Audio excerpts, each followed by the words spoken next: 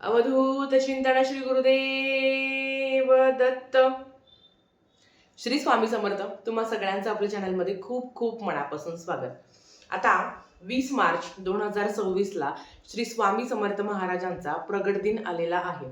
आता बऱ्याच वेळा अशा कमेंट्स येतात की ताई आम्हाला 21 दिवसाची सेवा करायला शक्य नाही, तर आम्ही 11 दिवसात 21 पारायण करू शकतो का? तर हो, तुमची इच्छा असेल तर तुम्ही दिवसाला 2 या पद्धतीने तुम्ही प्रगट दिनापर्यंत पारायण करू शकता.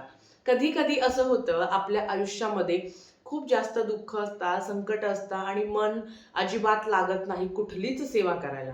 खूप वाटतं, खूप वेळ पण आहे, प्रत्येकाला वाटतं की आपल्याकडनं काही ना काही महाराजांची सेवा घडावी किंबहुना महाराजांनी ती आपल्याकडनं करून घ्यावी. पण काही अडचणी असतात किंवा आयुष्यात एवढं दुःख असतं आणि खरं तर आपलं आयुष्य थोडंफार सुख थोडंफार दुःख असंच असतं. प्रत्येकाच्या आयुष्यामध्ये खरंच अडचणी आहे, दुःख आहे, संकट आहे, त्रास आहे, वेदना आहे. पण यालाच धरून आपलं आयुष्य जगायचं असतं. आणि खरंच सांगते, जेव्हा माणूस अडचणीत असतो, दुःखात असतो आणि तो खूप त्रासात असतो ना, त्याची इच्छा नाही होत सेवा करण्याची. मग अशा वेळेस काय होतं की ताई आमची खूप इच्छा आहे सेवा करायची, पण बसलं की मन लागत नाही. मनात 100 असे नको ते विचार येतात. मग अशा वेळेस आम्ही सेवा कशी करावी? तुम्हाला एक सांगू का? अगदी महाराजांची स्वामी पुण्यतिथी सुद्धा आलेली आहे. प्रगट दिन लवकरच म्हणजे येणार आहे. तर आता ह्याचं अवचित्त साधून खरंच जर तुम्ही दुःखात असाल, संकटात असाल, त्रासात असाल, तर आजचा व्हिडिओ तुमच्यासाठी आहे. कदाचित हा महाराजांचा संदेशच आहे तुमच्यासाठी, की बाबा तू जसा आहे, जिथे आहे, तिथे ज्या अडचणीत आहे, त्या अडचणीत तू माझं नाम जप कर, तू माझी सेवा कर. सगळ्यात आधी एक गोष्ट लक्षात ठेवा, या जगात कोणी सुखी नाही, तुमच्यापासून माझ्यापर्यंत. प्रत्येकाला काही ना काही अडचणी असतात, संकट असतात. आणि मला असं वाटतं की परमेश्वराने आपल्यासाठी सगळं लिहून ठेवलेलं आहे. कधी, कुठे, केव्हा, काय देणार हे सगळं त्यांनी लिहून ठेवलं आहे. जर त्यांचं आधीच नियोजन आहे तर आपण त्याच्यामध्ये हस्तक्षेप नको करायला. जे परमेश्वराने दिलं आहे त्याचा स्वीकार करावा आणि आजचं आयुष्य जगावं. खरं बघायला गेलं तर उद्याचा दिवस कसा आहे म्हणजे कोणालाच माहिती नाही की उद्या काय होणार आहे आपल्या आयुष्यात. आजचा दिवस सुखाचा जगा. आणि मेन म्हणजे आता समजा तुमच्या घरात एखादं बाळ आहे, जो तुम्हाला रोज वारंवार एखादी गोष्ट मागतो. त्याने 2दा-3दा जरी एखाद्या गोष्टीचा हट्ट केला तरी आपल्याला आपल्याला त्रास होतो, आपण त्याला वैतागतो. तर हे परमेश्वराचं तेच आहे की महाराजांनी आपल्यासाठी काय केलं आहे ते त्यांना माहिती आहे. आपण नेहमी क्षणिक सुखाचा विचार करत असतो की महाराज मला ही हवं आहे, मला ते हवं आहे, आपली लिस्टच असते. पण महाराजांनी आपल्या 10 वर्षानंतरचा विचार केलेला असतो. एखादी गोष्ट आपल्याकडनं काढून घेतली तर त्याच्या मागे 10 पट चांगलं परमेश्वर आपल्यासाठी करत असतो. नेहमी एक म्हणत असतो की जे होतं ते चांगल्यासाठी. आता आपल्याला वाईट वाटतं, आता तुम्ही कष्टात असाल, संकटात असाल, वाईट वाटत आहे, पण येणाऱ्या कालावधीनंतर तुम्हीच म्हणाल की महाराज आभार. मला एक सांगायचं आहे, तुम्ही जसे अडचणीत आहात, दुःखात आहात, आणि मला तरी वाटतं की जो व्यक्ती परमेश्वराच्या जवळचा आहे, जो व्यक्ती योद्धा आहे, त्यालाच देव जास्त दुःख देत असतो. कारण परमेश्वराला पण माहिती आहे की हे तू पेलवू शकतो, हे तू सहन करू शकतो, कारण तू माझ्या जवळचा आहे. महाराजांसमोर महाराज आणि तुम्ही याच्यामध्ये काय आहे तर ते तुमचे कर्म आहे. आता मागच्या जन्माचं काय घवाड घेऊन आलो आहे माहिती नाही.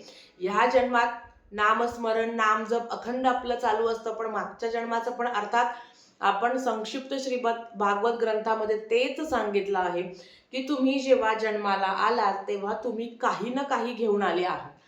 तर तोपर्यंत त्याच्यातून आपण सुटत नाही, तोपर्यंत इथे आपली खरं तर आध्यात्मिक प्रगती व्हावी, आपलं शरीर शुद्धीकरण व्हावं, आपले मन शुद्ध व्हावं म्हणून आपण अध्यात्मात येतो. आणि खरं तर मोक्ष मिळावा म्हणून अध्यात्मात येतो. पण अर्थात आपण संसारिक माणूस आहोत, आपल्या अडचणी सुद्धा कमी व्हाव्यात त्यासाठी आपण सेवा करत असतो, महाराजांना साकडं घालत असतो आणि ते सुद्धा पूर्ण करत असतात. पण मला एक सांगायचं आहे, जेव्हा जिथे तेव्हा होणार आहे त्याचा विचार करण्यापेक्षा रोज एकच हेच द्या, हेच द्या, हेच द्या.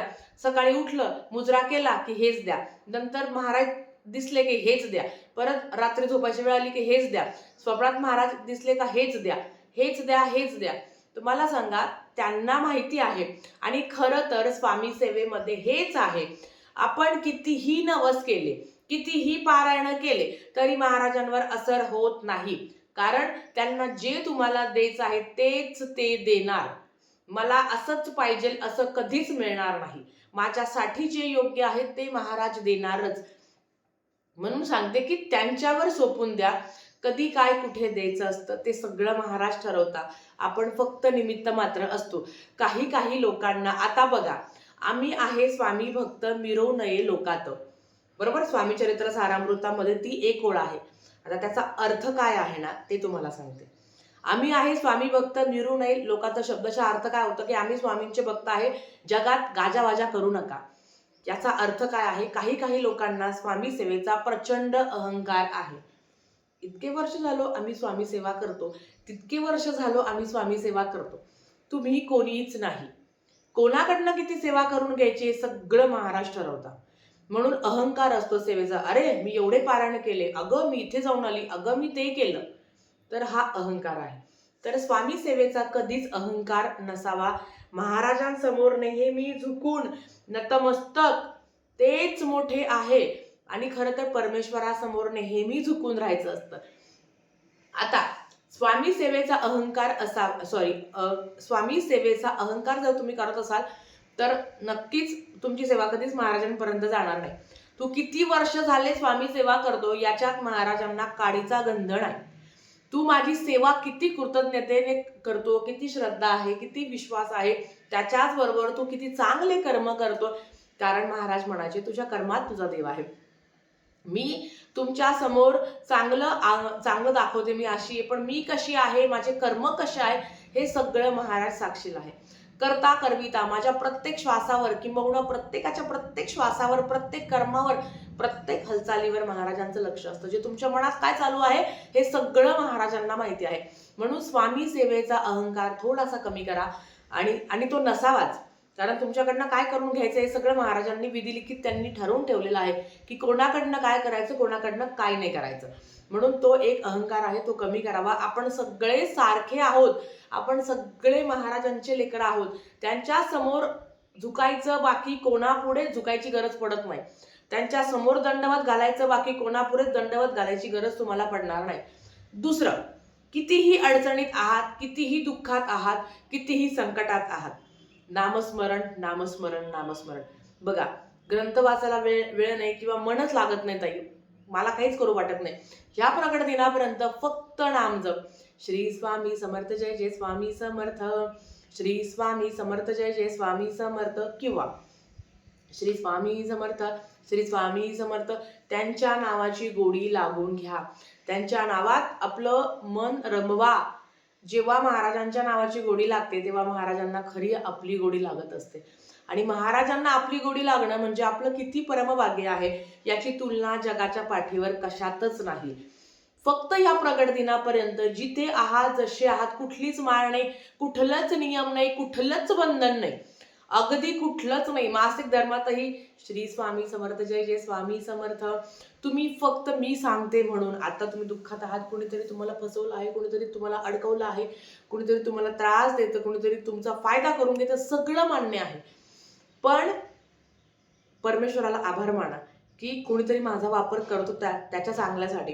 कुठल्या तरी त्याचं चांगलं काम होत आहे माझ्यासाठी, म्हणजे माझा वापर करून जर त्याचं चांगलं होत आहे तर त्याच्या चांगल्या कामासाठी महाराज तुम्ही माझा वापर करता, याच्यासाठी सुद्धा आभार मानलं पाहिजे. कारण जेव्हा तुम्ही त्याच्यासाठी करत असताना कळत नकळत तेव्हा तुमच्यासोबतही तुमच्यासाठी महाराज परमेश्वर तेव्हा चांगलं करत असतो. फक्त नामजप. जिथे आहात, जिथे तुम्ही लिखित नामजप करा. तुम्ही चालता बोलता, उठता बसता, खाता पिता झोपता, प्रत्येक कृतीमध्ये तुम्ही नामजप करू शकता. इव्हन तुम्ही आंघोळ करताना सुद्धा तुम्ही नामजप करू शकता. तुम्ही बाथरूममध्ये सुद्धा नामजप करू शकता. त्याला कुठलंच बंधन नाही आहे. पण हे करून काय होणार? सगळ्यात आधी नामजप करून काय होतं? तुम्हाला लाखो रुपये मिळणार, तुम्ही करोडपती होणार असं अजिबात नाही. पण एक सांगायचं आहे, नामजप करून एकच गोष्ट घडते, मन आनंदी होतं. मनातले जे काही निगेटिव्ह विचार आहेत, जे काही वाईट विचार आहेत ते कमी होतात आणि कुठेतरी एक शाश्वती येते की महाराज माझ्या सोबत आहे. चांगल्या अर्थाने जेव्हा मन पॉझिटिव्ह असतं, जेव्हा सकारात्मक विचार करत असतो, तेव्हा चांगल्याच गोष्टी घडत जातात. बऱ्याच वेळा अशा कमेंट्स येतात, ही सेवा सांग, ती सेवा सांग, ताई हे ब्रेसलेट घातलं तर चालतं का, यांच्याकडनं ही वस्तू घेतली तर चालते का, तू ही वस्तू घेतली का, तू याची सेवा सांग, तू त्याची सेवा सांग. मला एक सांगायचं आहे, महाराजांची सेवा आपण करतो, कुळदेव कुळदेवतांची सेवा आपण करतो. एखादी वस्तू हातात घातल्यावर 4-5 हजाराची वस्तू देवघरात घेतल्यावर परमेश्वर पावत नाही. तुम्ही सेवा करा, तुम्ही अखंड नामजप. खरं सांगते, जर एवढी अडचण असते तर एवढी सेवा करावी लागते आपल्याला. उपाय तापाय करायचे असतात, पण ते काठीसारखं काम करतात. मला माहिती आहे की मला एखाद्या गोष्टीसाठी सेवाच करावी लागते, पण मला इतका वेळ नाही आहे, तर मी उपाय करत होतो. उपाय हे काठीचं काम करत असतं, की मला माहिती आहे की माझ्या गुडघ्याचं ऑपरेशन करायचं आहे, पण ते आज ना उद्या मी करणार आहे. पण आता कसं आहे, काठीने काम होतंय ना, मी चालती ना, पण मला माहिती आहे की मला ऑपरेशन करणं आहे. म्हणजेच काय, मला माहिती आहे की मला सेवा करणं आहे, मला नामजप करणं आहे, मला महाराजांची सेवा करणं आहे, मला ज्या काही सेवा केंद्रात सांगितल्या जातात. खरंच तुम्हाला सांगते, तुम्हाला हे बघा, तुम्ही अडचणीत आहात, तुम्ही दुःखात आहात, तुम्हाला तुमची पत्रिका दाखवायची असेल, जवळच्या केंद्रात जा. 1 रुपया पण तिथे घेतला जात नाही. तुमच्या सगळ्या अडचणी तिथे सांगा, हा तुम्हाला सेवा देतील, त्या सेवा करायच्या. इथे कुठेच कोणाच्या सांगण्यावर कशातच बळी पडू नका मैत्रिणींनो, पैसे खर्च करू नका. तुम्ही अडचणीत असाल तर जवळच्या केंद्रात जा, दिंडोरीला जा, तिथे प्रश्न उत्तर घेतले जातात. तिथे 1 रुपया पण घेतला जात नाही प्रश्न उत्तराचा. अगदी आपल्या केंद्रातल्या मावशी सुद्धा लाईव्ह प्रश्न उत्तर घेता. तुम्ही ते जॉईन करा, तुमच्या अडचणी तिथे सांगा, तुम्हाला मार्गदर्शन मिळेल. पण कुठलीही महागाच्या वस्तू खरंच खरेदी करू नका. बघा, बाकी तुमची इच्छा, माझं काम आहे तुम्हाला सांगणं. लक्ष्मी प्राप्तीसाठी विष्णू गायत्री मंत्र, लक्ष्मी गायत्री मंत्र, कुबेर मंत्र, नवार्णव मंत्र, त्याच्याबरोबर येतोय व्यंकटेश स्तोत्रम, श्री सूक्तम. या सेवा केल्या तरीही अनुभव येतो. जग जाहीर आहे, अखंड महिला या सेवा करता. कुमकुम अर्चन करायचं, याने सुद्धा अनुभव येतो. टाकावर फोटोवर श्रीयंत्र असेल तर अगदी सुपारीवर पण तुम्ही करू शकता, अनुभव येतो. महागाच्या वस्तू खरंच म्हणजे खरेदी पण करू नका. आणि आपण खूप कष्टाने पैसे, तर आपण घरात असतो, आपल्याला जे काही आपण पैसे साचवतो तो इकडे तिकडे इन्व्हेस्ट करतो. पण मला एक सांगायचं आहे, सेवा करा, सेवेने फरक पडतो. अनुभव प्रचंड आहे. माफ करा, मला खरं सांगायला तुम्हाला जमत नाही या संसारिक गडबडीमुळे, पण लक्ष्मी प्राप्तीचे अनुभव असंख्य आहे, प्रचंड आहे. त्या सेवा करा, नक्कीच तुमच्या अडचणी कमी होतील. फक्त कुठल्या याच्यात बळी पडू नका, कारण लोक एकेका प्रश्नोत्तराचे 5-5 हजार रुपये घेतात. म्हणजे त्याच्यापेक्षा केंद्रात जा, तिथे तुमचे असंख्य प्रश्न मांडा. 1 रुपया पण घेतला जात नाही, तुम्हाला सेवा दिली जाईल. बाकी सगळी तुमची इच्छा. झालेली सेवा स्वामींच्या चरणी मी रुजू करते आणि आजचा व्हिडिओ इथेच थांबवते. आवडला असेल तर लाईक शेअर सबस्क्राईब करा. व्हिडिओ परत अशाच एका नवीन व्हिडिओ सोबत. तोपर्यंत श्री स्वामी समर्थ.